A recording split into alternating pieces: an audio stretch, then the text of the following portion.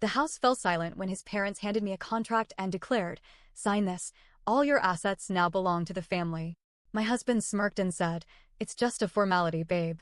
I leaned back and smiled. "Then you'll love what's in my safe deposit box." Their faces twisted in panic as the lawyer walked in. I met Daniel 6 years ago in Chicago. I was in my late 20s, focused on my career, and had worked hard to get where I was. Real estate was my thing. I flipped houses, made smart investments, and built a comfortable life for myself. Nothing flashy, but solid. Secure. Daniel, on the other hand, came from money. Or so I thought. He had the charm, the confidence, the expensive taste. He never talked about money much, but he always had the best suits, the newest gadgets, the high-end everything. His parents, William and Eleanor, were the same way. They had an old money attitude, like they were better than everyone else. Their house was massive, full of antique furniture and family portraits, the kind of place that looked rich. I wasn't some clueless, wide-eyed girl. I knew rich people. I worked with them all the time. And something about Daniel's family felt off. His parents made these little comments, like, "You're so lucky to be joining our family, and a woman like you must be thrilled to have this kind of stability." I should have asked why they assumed I needed stability. Daniel had moments that made me uneasy too. He borrowed money and forgot to pay it back. He once suggested I put my name on a house he wanted to buy, saying it would be easier for tax reasons. I shut that down. But still, I let these things slide. I told myself it didn't matter. Until the night they made their move.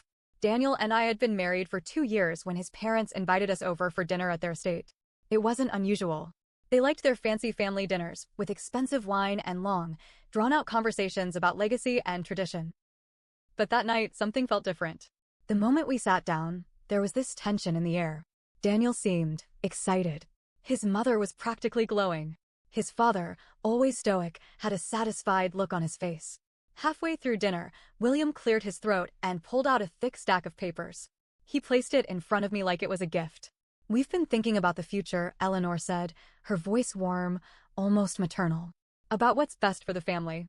I glanced at Daniel. He was watching me closely, waiting. "We need to ensure stability," William added, sliding a pen toward me. "This contract will allow us to combine our resources. One strong financial unit working together." I picked up the first page and started reading. They wanted me to sign over everything. My savings, my investments, my real estate portfolio, even my personal bank accounts. All of it would be put into a family trust, which, of course, was controlled by them. My stomach twisted. "It's just a formality, babe," Daniel said smoothly. I looked at him. He was smiling like this was all normal, like I should have expected it. "You trust me, don't you?" Something snapped inside me. I leaned back in my chair, took a breath and smiled. "Then you'll love what's in my safe deposit box." The room went silent. Daniel's smile faltered. Eleanor's fingers clenched around her wine glass. William's jaw tightened. I watched their faces shift, their confidence waver. They had expected me to be surprised. Maybe even flattered. But I wasn't playing their game. "What's in the box?" Daniel asked, his voice tight. "Oh, just some paperwork," I said casually. "A few documents. A little something I put together before we got married. For protection." The silence stretched. Then, as if on cue, the butler stepped into the room. "Ma'am," he said. "Your lawyer is here." I wish I had a camera to capture their faces. Daniel went pale. Eleanor looked like she'd swallowed a lemon. "William?" He just stared at me, his grip on the contract tightening. A second later, Teresa, my lawyer, walked in. "Good evening," she said, setting her briefcase down on the table. "I understand there's a contract my client is expected to sign." Eleanor was the first to recover. "This is a private family matter," she said sharply. "There's no need for lawyers." Teresa ignored her and picked up the contract. She flipped through it, her eyes scanning the pages. Then she let out a short laugh. "Wow," she said, shaking her head. "This is blatant financial manipulation." Daniel shifted uncomfortably. "It's not like that," he started, but Teresa cut him off. "Actually, it is." She turned to me. "If you sign this, they'd have complete control over your assets. They could drain your accounts, sell your properties, and legally, you wouldn't be able to do a thing about it." Eleanor's face turned red. "It's just about trust," she snapped. "Right," Teresa said dryly.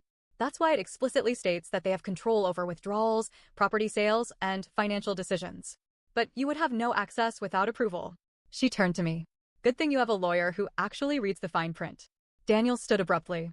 "Why are you acting like this?" he demanded. "Why am I acting like this?" I repeated, my voice calm. "You just tried to steal everything I own." Eleanor's voice turned sickly sweet. Sweetheart, this is just a misunderstanding. No, I said. It's not. I took a deep breath and stood. And I think I'm done here. As I stood up to leave, Daniel grabbed my wrist. Not hard, but firm enough to make a statement. His smirk was gone, replaced with something colder. Don't do this, he muttered under his breath. You don't want to make enemies here. Enemies? I yanked my hand free and looked him in the eye. You already made me one. Eleanor suddenly switched tactics. She let out a shaky laugh and placed a delicate hand over her chest, like a soap opera actress trying to calm her nerves. Darling, you're overreacting. This is all a misunderstanding. I didn't say a word. She kept going. We only meant to protect you. This world is dangerous. Money can be lost so easily, and we just wanted to make sure you were safe. That we were all safe. Safe. Right. Safe from what, exactly? Myself? Teresa, my lawyer, crossed her arms. If that were true, why did you structure the trust so that my client had no control over her own money? William exhaled through his nose, clearly running out of patience. He glared at his wife, then at Daniel. This is becoming unnecessary, he said. We should just move forward like adults. I nearly laughed.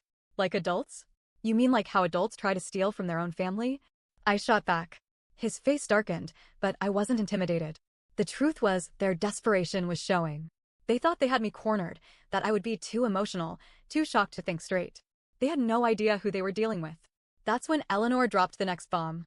I suppose, she said with a small sigh, this means you're not interested in the inheritance either. My head snapped toward her. Inheritance? Daniel shot his mother a warning look, but it was too late. The word was already out in the open. Oh, Eleanor said, her voice airy and casual. Did Daniel not tell you? His grandfather's estate. The one in Rhode Island. The family's real wealth. I felt Teresa's eyes flick toward me. She was thinking the same thing I was. This wasn't just about my money. The estate is in probate, Eleanor continued. And soon, we'll gain full control. But with your attitude. She tilted her head, letting her sentence hang in the air. I understood what she was doing. She was dangling a carrot in front of me. She thought I'd drop my guard, that I'd be tempted by the promise of more wealth. But what I saw wasn't an opportunity. It was a pattern. This family had a history of taking things that didn't belong to them. They were always scheming, always planning to get their hands on something someone else built. And Daniel. Daniel had known about this. He had kept this from me. I turned to him. Were you ever going to tell me? He ran a hand through his hair. I was going to bring it up later, okay? When the timing was better. Better for who? He didn't answer. Because we both knew the truth. He never planned to tell me. We left that night without another word. In the car, Teresa sighed and rubbed her temples. You realize what this means, right? Yeah, I muttered. They were after more than just my money. Exactly. She tapped her fingers against her briefcase. If this estate is as big as they're making it sound, you can bet they'll do anything to keep control of it. I stared out the window, my thoughts racing. What are the odds Daniel has debt? I asked. Teresa gave me a sharp look. You think he's hiding something? I know he is. Because it all made sense now.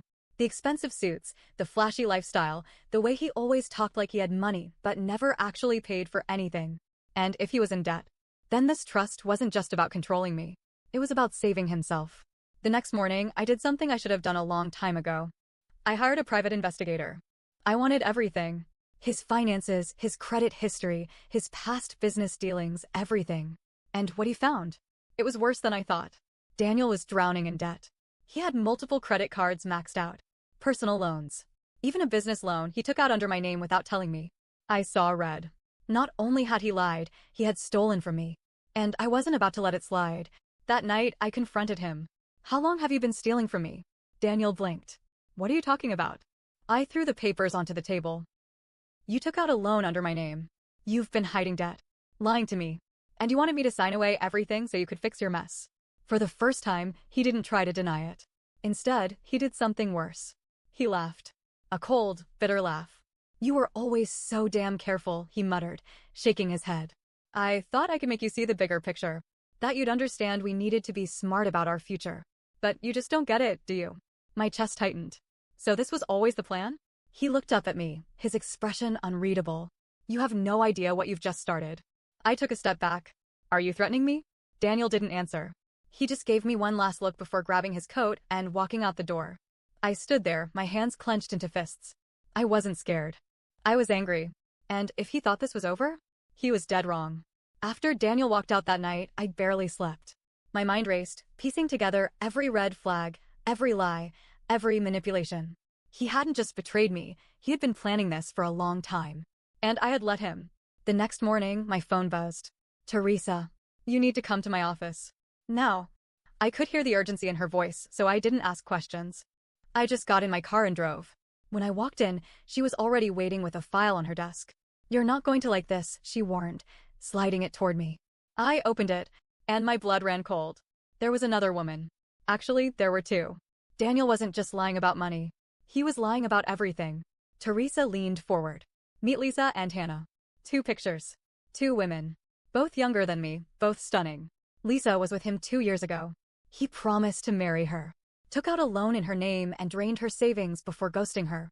My stomach turned. Hannah was last year. Same story, but he never actually broke things off with her. I stared at the pictures, trying to process. So, he was cheating? Teresa nodded. Well, married to you, yes. But here's the kicker. She flipped to another document. He was also engaged to Hannah. I blinked. Wait, what? Yeah, Teresa said. He proposed. Gave her a ring. Planned a wedding. She thinks she's about to marry him in 6 weeks. My mouth was dry. So he was married to me, engaged to someone else, and scamming both of us? Teresa exhaled. Pretty much. And that's when it hit me. The Rhode Island estate. That inheritance his family was obsessed with. Daniel needed a wife on paper to gain access to it. That's why he kept me around. That's why he pushed for the trust. He wasn't just trying to steal my money. He was trying to replace me before I could figure it out. I needed to talk to Hannah. Teresa set up a private meeting at a coffee shop the next day. When she walked in, I almost felt sorry for her. She was glowing, practically floating with excitement. She thought she had a fiancé. She had no idea she was his next target. I introduced myself, and the moment I said Daniel's name, I watched her face change. How do you know him? She asked, suddenly guarded. Because he's my husband. Silence. Then, that's not possible. I placed my wedding ring on the table. Hannah's hands shook as she reached for her bag. She pulled out her ring and placed it beside mine. Identical. That's when she started crying. She told me everything. Daniel told her he was coming into an inheritance, but needed to be married to secure the money. He promised that once everything was finalized, they'd move to Europe, start fresh, live a life of luxury. He had already convinced her to sign over her savings. I clenched my fists. Do you still have contact with him? I asked. She nodded, wiping her tears. He's supposed to take me to meet his family this weekend. I exhaled slowly. We're going to crash that little reunion. Hannah agreed to go along with my plan. We didn't tell Daniel we knew. Instead, she acted like nothing was wrong. She texted him, kept the engagement moving forward, even played along when he gushed about their future together. Meanwhile, I was working in the background. I hired a forensic accountant to dig through his finances. Turns out, Daniel had a hidden offshore account where he'd been funneling money. The debts I found earlier? Just the tip of the iceberg. Then I dug into his parents. Remember that Rhode Island estate? Turns out, it wasn't legally theirs yet. The probate process was messy, and they needed a stable heir to gain control. A stable married heir. Daniel was supposed to be that person. But now? Now I had everything I needed to burn it all down. The night of the family dinner came fast. Daniel thought he was bringing his sweet, naive fiancée to meet his loving parents. Instead, he was about to get the shock of his life. Hannah and I arrived together. I walked in first. Daniel's parents were already seated at the grand dining table, sipping wine like royalty. Eleanor's face twisted in confusion when she saw me. What are you doing here? She snapped. I smiled. I wouldn't miss family night for anything. Daniel walked in behind me, arm in arm with Hannah. And then? He froze. His face drained of color. I watched the panic settle in as his brain scrambled for a way out. Babe, he said, forcing a smile at Hannah. Why is she here? Hannah crossed her arms. You tell me. Silence. His mother stood abruptly. This is ridiculous. I won't have this drama at my table. I laughed. Oh, trust me. You'll want to hear this. I turned to Teresa, who was standing quietly by the doorway. Would you like to begin? She stepped forward and pulled out her files. Let's start with fraud, she said, flipping to the first page. And then we'll get to bigamy. The room exploded. Eleanor gasped. William slammed his glass down. Hannah threw her engagement ring at Daniel's chest. And Daniel? Daniel just sat there, staring at me with a look I'll never forget. Pure, unfiltered hatred. He knew. I had destroyed him. And the best part? I wasn't finished yet. Silence. Not the kind of silence where people are processing information. Not the kind where someone is waiting to speak. This was the kind of silence before a bomb explodes. Daniel sat frozen, gripping the edge of the table so hard his knuckles turned white. His mother's face twisted in a mixture of horror and fury, her mouth opening and closing like she wanted to scream but couldn't find the right words. His father just stared ahead, the weight of everything sinking into his face like years of bad decisions hitting all at once. Then fraud? Eleanor spat, regaining her voice. This is absurd. Where did you even get this ridiculous claim? Teresa, calm as ever, placed a thick folder onto the table and slid it toward them. It's all in there, she said simply. Bank records, loan documents, forged signatures, and, oh, she reached for another paper, proof that Daniel took out a business loan under his wife's name without her knowledge. That alone is a felony. Daniel flinched, but Eleanor slammed her hand on the table. This is a family matter, she snapped. No, I said, my voice level. This stopped being a family matter the moment you tried to steal from me. This is a legal matter now. And then Hannah spoke. And what about the bigamy? She demanded, arms crossed. Because last time I checked, I was engaged to a single man, not some lying, married scam artist. Daniel finally moved. His chair scraped against the floor as he stood. Hannah, he said carefully, his voice soft. I can explain. She let out a bitter laugh. Oh, I'd love to hear this. He exhaled, running a hand through his hair, eyes darting around the room like a trapped animal looking for an escape. Okay, fine, he muttered. Yes, I was seeing you while I was still married. But it wasn't what you think. My marriage to her was over long ago. He gestured toward me without looking. We were just dragging things out. I scoffed. Dragging things out? I repeated. You literally tried to trick me into signing over my entire net worth. Sounds pretty active to me. Hannah turned to him, her eyes narrowing. So everything you told me was a lie? The future, the wedding, her voice broke for a second. You told me I was the one. For a moment, something flashed in Daniel's eyes. Regret? Panic? It was hard to tell. I meant it, he said. I wanted us to have a future, Hannah. While you were still married, she snapped. No answer. Eleanor, still fuming, turned on me. You set this up, she accused. You're trying to ruin us. I laughed. I actually laughed. Ruin you. I repeated. You did that yourselves. I just put the truth on display. Daniel had been silent too long. That's when I knew he was about to snap. You think you've won? He finally said, his voice low. Everyone turned to look at him. He wasn't panicked anymore. He was angry. You act like you're the victim here, he growled, eyes locked onto me. But let's be honest, this was always about power for you. You liked feeling superior. You liked keeping everything locked away, so I had to come to you for money. I raised an eyebrow. That's an interesting way to describe me protecting my finances from a compulsive liar. His nostrils flared. You never trusted me. You never gave me a reason to. I was your husband, he exploded, slamming his fist onto the table so hard the glasses rattled. You were supposed to stand by me, not turn on me like this. Hannah took a step back. Eleanor looked shaken. William, for the first time that night, spoke. Sit down, he ordered. His voice was quiet, but the authority in it was clear.